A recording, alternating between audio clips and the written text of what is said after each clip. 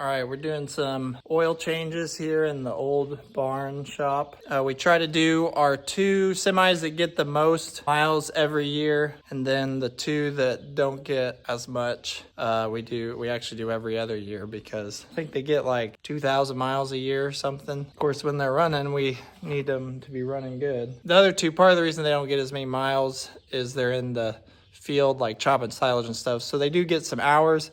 But I also write down the hours, and it's still like 100 hours a year or 150 hours a year. So that's how we do it. Meet the Peterson family. Our dad, the 3 Peterson brothers, and our families farm together in central Kansas. Our family farm started in 1882 and has been raising cattle and crops ever since. Please subscribe to this channel and give us a like and a comment if you enjoy the video.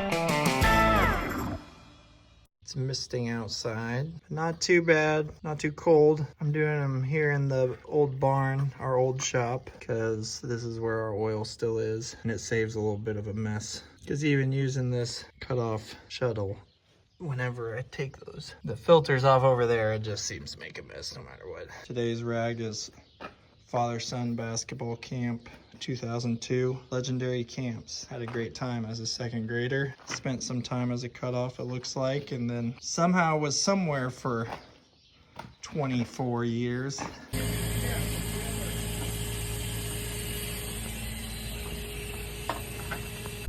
All right, I dropped my kids off at my parents' house this morning.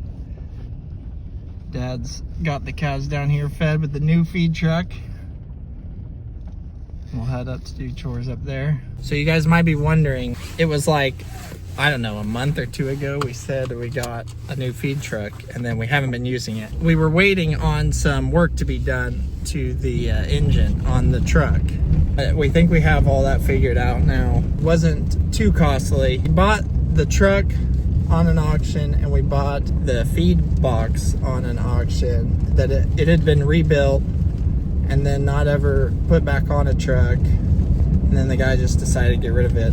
We felt like a pretty good deal to put together at a shop up in northern Kansas. It did come back a little more expensive than we were hoping, but even with the engine working out, we're still like under budget of what a brand new feed truck is like over $100,000. Hard to find slightly used feed trucks because once someone buys them, they, feed a lot of feed through them. Or you can get used ones and kind of rebuild them or whatever. And even those, we would have been at more dollars than this one. So it has a few quirks to it, but we're hoping it's gonna do the job of what our other one did better, and it's just a later model truck and later model feed box. So we'll still use the tractor and wagons a lot, but we're hoping that this feed truck can last a long time. We're also trying to sell the old feed truck, which the feed truck market is just interesting because people are looking for them, but they just like I said before, everyone wants one with quite a bit of life left to it. And the one we had, it's not completely worn out, but the floor is a little thin, the augers are a little thin, and the truck is an older Ford truck, so it's hard to know where to market it at. It would feed a cow load, 1 cow load per day for a long time, with just some general upkeep and stuff. So if you guys have seen, we've had a lot of calves quickly, which is good to have a small calving window. We haven't had too many troubles, but this cow, we kind of had a mystery with this calf. We couldn't figure out which cow it belonged to. Hey, go on. Go on. See if you guys can watch me get mauled by this mother cow.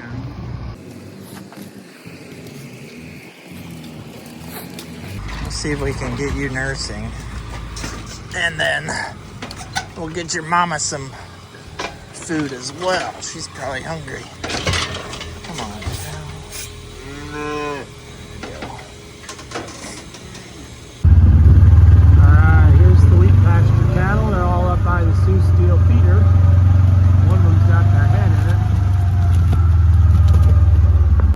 I fed them a couple piles of silage, get them kind of a little more calm around sidekick here so that they'll come running when it's time to catch them, trust me a little more. They've eaten not a full bag of mineral, but they've been looking at it, you can tell.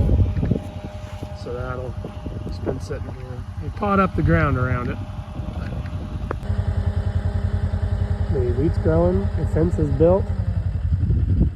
Cattle are enjoying it. They're still real close where we can keep an eye on them.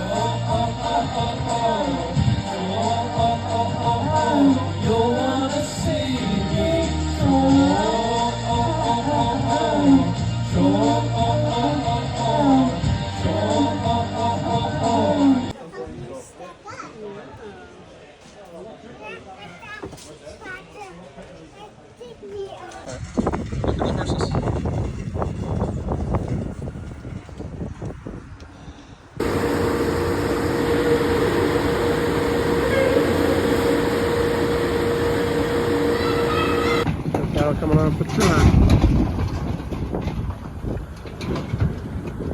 56, 57, 58, 59, 60, 61. Now we've officially bought more than we sold today. So I came out here, look at these pregnant cows after unloading that new load of feeders. I got a new calf on the ground over there. Number 6. I hope it's a heifer. Never kept a heifer out of that cow, but she's like 12 years old. This is an average to above average calf every year. So I'll take the heifer out of there. Also, it really warmed up. Warm front came in. I think it's warmer now. With it dark outside than it was yesterday. It's over 60 degrees now, going to be high of 72 tomorrow. Let the lion roar, of Judah. Let the lion roar, hail, hail, Lion of Judah. Let the lion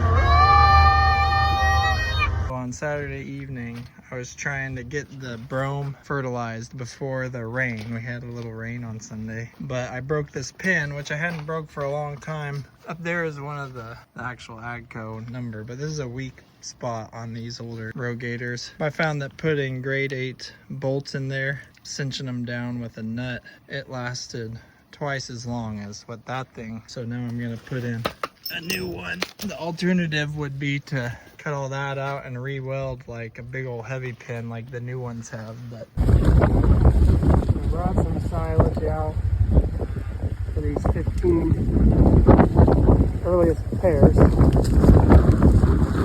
Alright, update on number 6 cow. She again had a bull, so not keeping a heifer out of her this year. Looks like a good healthy calf. And I believe that one needs tagged as 108. That dude's ready to be weaned.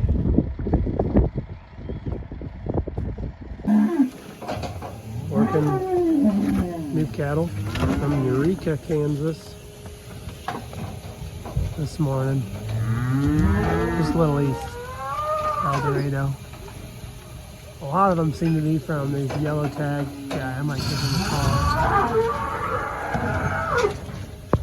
Okay, this cow that I took off corn stalks because she was limping, had her calf early this morning, and so she did good. I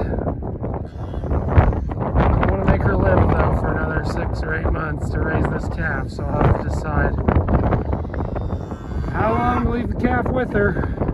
She's been a good cow.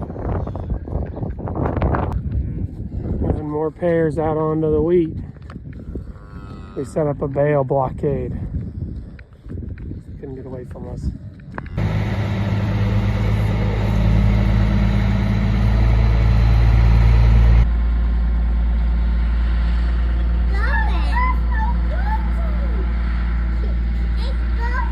He's taking it to the pond. Got your loader tractor, Bryce? Just like Daddy's?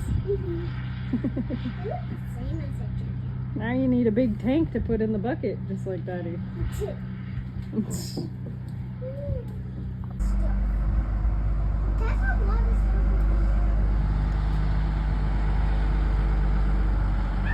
Ah!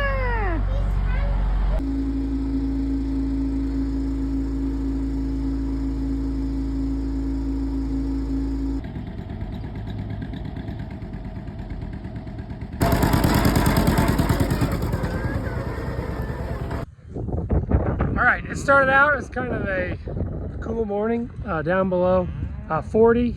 The sun is out and it is a nice day. It's a great day to wean our set of fall calves. But in order to have a pen to wean them into next to each other so we can do fence line weaning, we had to sort our pen of steers to sell for this coming Thursday, which plenty of big ones, over 100. Now we're gonna take the pairs out of the pen and we won't split them off yet until we put back the cattle that are going in this pen.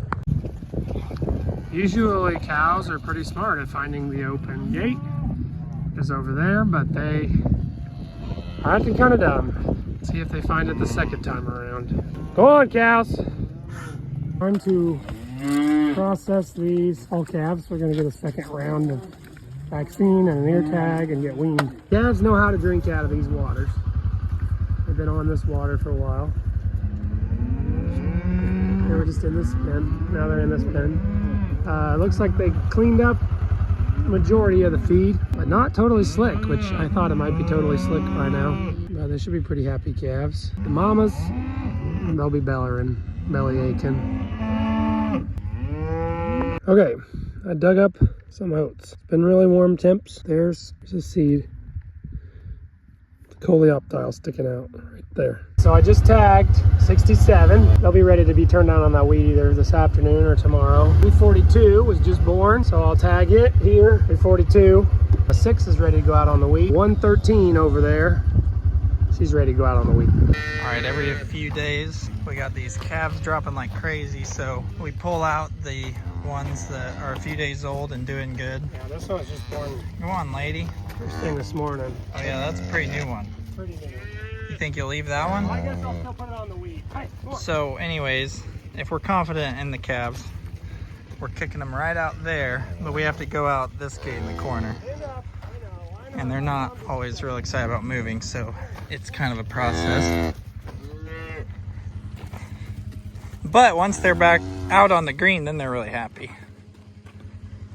But it takes some convincing and worrying by these mamas. I don't know where your calf is.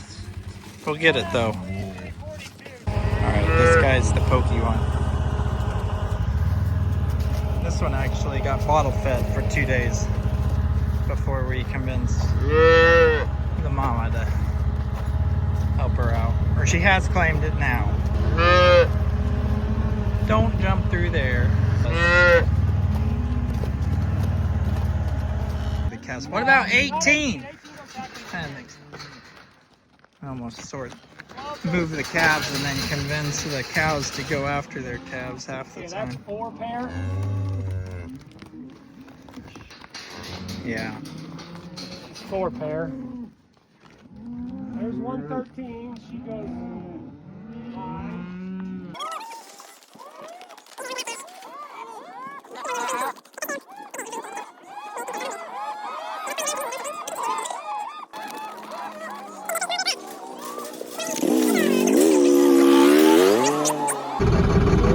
Okay, the calves are used to getting fed by this feed truck, but I'm gonna feed the mamas over here and the cows over there, which there's not very many cows left that have a calf. The rest are all green, so they don't really need much feed.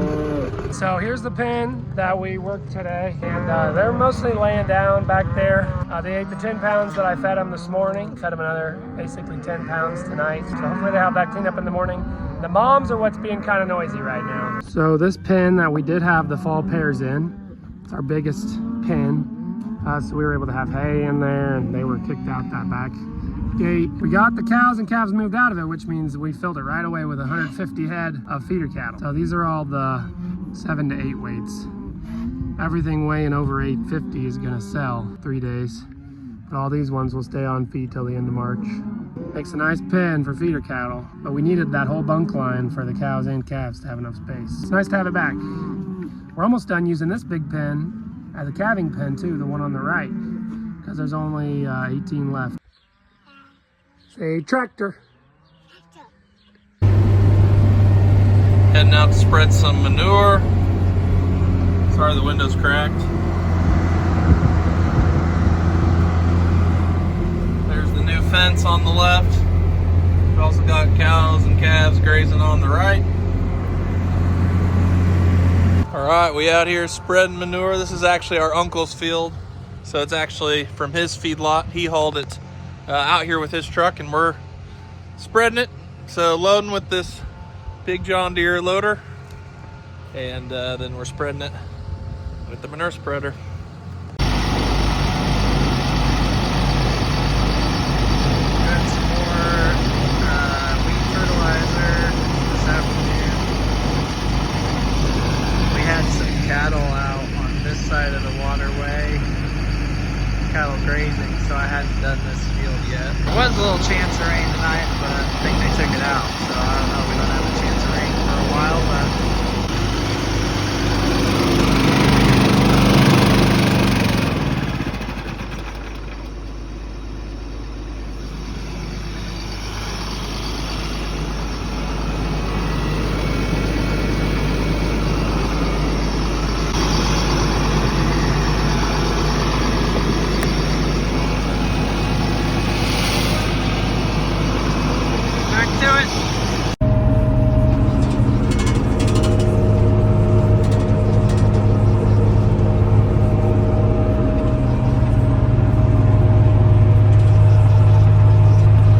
here is second year wheat. The wheat last year got hailed out pretty bad. There was some fertility still here, so it looks pretty good. So I'm doing this field all in one shot of fertilizer, so I'll just be here once. I did about 20 pounds extra of in over there where we grazed for a while. So here's the cows that are on corn stalks. They look real full. We fed them a little bit, and they have wheat in this one corner. I thought this week we would move them over to the wheat on the south, but they're just in such good condition and it's dry that I haven't felt the need to move them yet.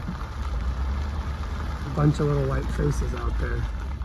All right, doing some spring clean out of this old shed here. It's got a bunch of old hay on the floor. We used to store square bales in here, so it's really old hay. So I'm gonna pitch this hay into here, and all the trash I find I'm gonna put in the pile, see what we can get done.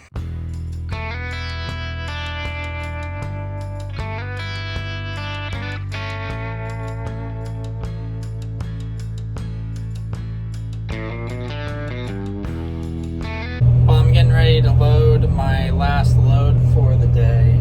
I just looked at the 2-week forecast and it looks pretty depressing for wheat. There was a chance of thunderstorms tonight, but it all looks like it's gonna go southeast Kansas. And then like in the 2 weeks, it's just like nothing. And also next week, it's supposed to get like close to 90 degrees, over 85. So that's gonna make this wheat burn through all the moisture in the profile pretty quickly. Not to mention, it's gonna wanna grow. It's gonna wanna start jointing and, you know, pushing its head up. With all that heat and without rain to get this fertilizer in the ground. We had like the tiniest rain after that first wave of fertilizer I did. So hopefully that's getting to the roots, but it's a little frustrating to see. Feels like the last couple springs, but last year we started getting rains, and especially in May we got really good rains and had really good weeds. So it ain't over till it's over. The most important time is kind of April and May, so it can hang on a long time, but if it's going to be 90 the next 2 weeks, it's going to be burning through its reserves, that's for sure. So we'll pray for rain. get the fertilizer on, getting the corn planter ready. So what's going on here? Nathan's parked. He wants to spray this, and we need to get the cattle off and get that healer moved off. All right, I've made a lot of progress. You can't tell. Hardly, but gotten most of the hay out. Now it's just dirt. So there's going to be some really dusty shoveling now. This is all the trash I've combed out of here. And this was kind of a cool find. It says the harvester. So I'm going to have to ask Dad about that. See what that's all about. Okay, the calves are up, slicking up a little bit of the bunk. They're ready to eat some more. Some are laying down, content. I'm gonna put a little more in the bunk. The home-raised calves are learning how to line up at the bunk.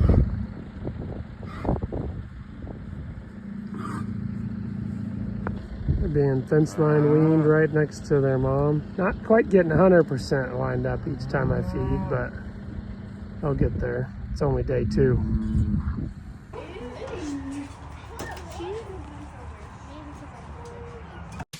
Thanks for watching, everyone. Check out our music videos linked in the description. You can also follow us on Facebook, Instagram, TikTok, Twitter, Snapchat, and explore our website, www.petersonfarmbrothers.com. See you guys next time.